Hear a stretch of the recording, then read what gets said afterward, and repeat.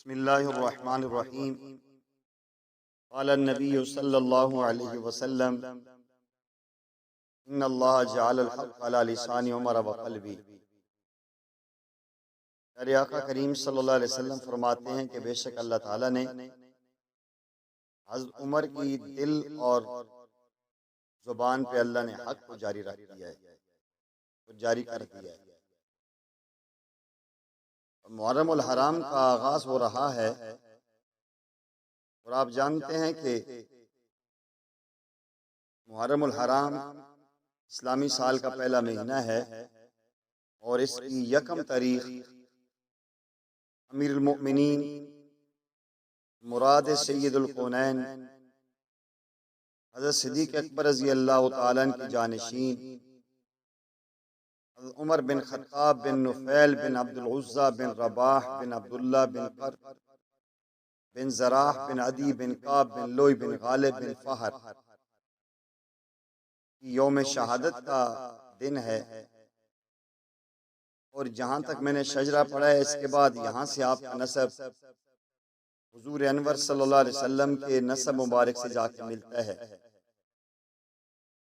خلیفہ ثانی مراد نبی دماد علی حضرت عمر ابن خطاب رضی اللہ تعالیٰ عنہ کی آمد ایسی انقلابی تھی جس سے دامن حق میں کامیابی در کامیابی آئی۔ جی ہاں، یہ وہی عمر ہیں جنہیں نبی مانگیں، جو دعائے نبی بنے، جو بیت اللہ کا دروازہ کھلوائیں، جنہیں دیکھ کر شیطان بھی سینے پر ہاتھ مارے صف ماتم بچھائے اور بھاگ کھڑا ہو، جن کی صدائیں آج بھی گونج رہی ہیں، جنہوں نے باطل کا صفایا کیا، جو حق و باطل میں فرق کرنے والے تھے، جن کا صرف نام نامی اس میں گرامی ہی دشمن کے لیے چھترول تھا، اور مجاہد اسلام بجلی کی کڑک کی طرح دشمن پر ٹوٹ پڑتے، شجاعت اور بہادری کے ایسے باپ رقم کرتے جو واقعی قابل دید ہوا کرتے تھے اور قابل داد ہوا کرتے تھے۔ جس جوش، جس خلوص، جس عزم، جس شجاعت اور بہادری سے انہوں نے خدمت جہاد کا فریضہ سر انجام دیا، اس کی نظیر مشکل سے مل سکے گی۔ جنگی قائدانہ صلاحیتوں میں ان کا کوئی ثانی نہیں۔ واہ کیا نرالی شان تھی! بہت سے کافر لرزتے اور وہ کفر کے خلاف سینہ سپر تھے۔ منافق بھی جن سے گھبرائے وہ عمر تھے۔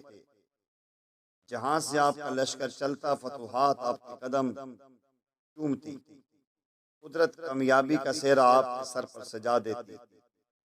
در حقیقت زمین ان کے دور خلافت پر نازاں ہے، فلک ان کے طرز عدالت پر شاداں، اور بحر و بر پر ان کا سکہ رواں ہے، رواں تھا اور رواں ہے۔ کفار پر ایسی کاری ضرب تھے جو ان کی پشت سے پشت در پشت بڑھ رہی ہے۔ ان کے نام سے آج بھی عمر کے نام سے دنیا کامتی ہے، اور آپ ایسی کفار پہ کاری ضرب تھے کہ جو انہیں پست سے پست کر دیتی تھی۔ اپنے وقت کے فنون اور سپہ گری، شمشیر زنی، نیزہ بازی، تیر اندازی، گھڑ سواری، پہلوانی میں وہ ماہر، حق کی تلوار اور باطل پہ یلغار، عدل کے پہرے دار، وفا کے علمبردار، مومن کی للکار تھے۔ آپ رضی اللہ تعالیٰ عنہ کے دور خلافت میں اسلامی فتوحات کا ایسا سیلاب امڑ آیا جس کے آگے بند باندھنا مشکل نہیں ناممکن ہو گیا تھا۔ آپ کے دور میں 1,36,000 شہر فتح ہوئے، 4,000 مساجد کی تعمیر عمل میں آئی۔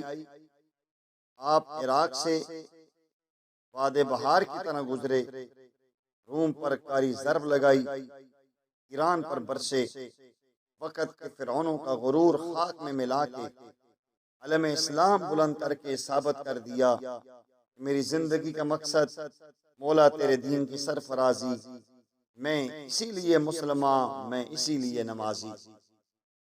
عمر ابن خطاب فاروق اعظم رضی اللہ تعالی عنہ صاحب الرائے تھے، جنگی فنون کے ساتھ ساتھ اسلامی علوم میں بھی کمال رکھتے تھے۔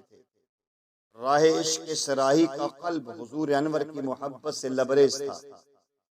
فیاضی اخلاقی صفت ہے، لیکن اثار فیاضی کی اعلیٰ ترین قسم ہے اور وہ آپ میں پائی جاتی تھی۔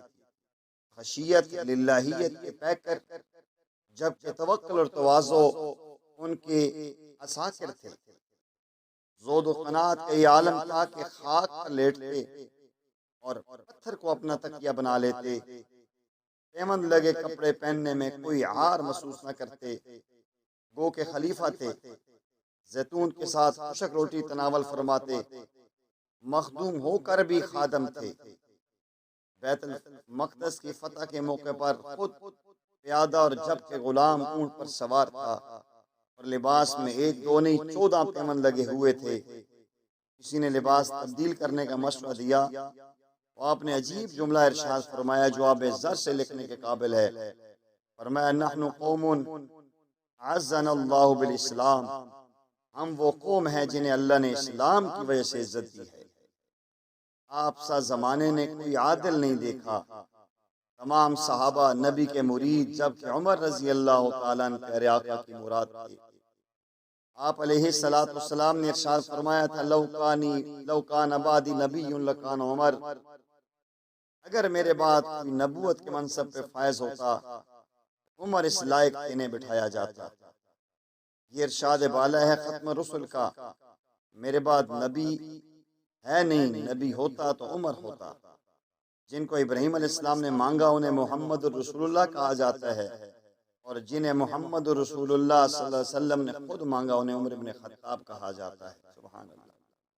27 ذی الحج سن 23 ہجری بروز بدھ بدبخت ابو لؤلؤ فیروز نامی مجوسی غلام نے زہر آلود خنجر سے آپ پر دوران نماز امامت کے دوران وار کیا۔ باغ رسالت کے یاسین پھول 3 دن تکلیف میں گزار کر زخموں کی تاب نہ لاتے ہوئے 1 محرم الحرام سن 24 ہجری بروز اتوار جام شہادت نوش فرما گئے رضی اللہ عنہ۔ یہ خلیفہ ثانی عمر ابن خطاب رضی اللہ تعالیٰ عنہ کے روشن کارناموں کا ایک دھندلا سا حق ہے۔ اس روحانی و جسمانی شجاعت، اخلاقی جرت، باب مثال صبر و استقلال کا کما حق و احاطہ کرنا سورج کو چراغ دکھانے کے مترادف ہے۔ اب سوال یہ ہے ہم میں سے کون اس مرد مومن مرد حق کے نقش قدم پر چلتے ہوئے اپنے لیے حیات جاوداں کا سامان کرے۔ 1 محرم الحرام کا دن تجدید عہد کا دن ہے۔ آج تمام سننے والے سامعین، تمام دیکھنے والے ناظرین، جہاں تک یہ پیغام پہنچے یہ تجدید عہد کریں، عمر رضی اللہ تعالیٰ عنہ کی روح سے وعدہ کریں جس انداز میں، جس استقلال سے، جس شجاعت سے، جس بہادری سے، جس صبر و استقامت سے آپ نے اسلام کا پرچم بلند کیا اور کفار پر کاری ضرب بن کے ٹوٹے، اسی شجاعت اور بہادری کے ساتھ ہم آپ کی قیادت میں، آپ کی طرز میں، آپ کے انداز میں انشاءاللہ اسلام کے پیرادار بنیں گے اور آپ کے انداز میں کفر و اسلام کے درمیان فرق کریں گے اور صحابہ کرام کا دامن پکڑتے ہوئے آگے جائیں گے۔ پھر میں کیوں نہ کہوں لے شوق سے نام صحابہ کا، کر چرچا عام صحابہ کا، گر تجھے طلب جنت تو پلہ تھام صحابہ کا۔ کیوں؟ اسلام وہ شجر نہیں جس نے پانی سے غذا پائی، اسلام وہ شجر نہیں جس نے پانی سے غذا پائی، دیا خون صحابہ نے تو اس میں بہار آئی۔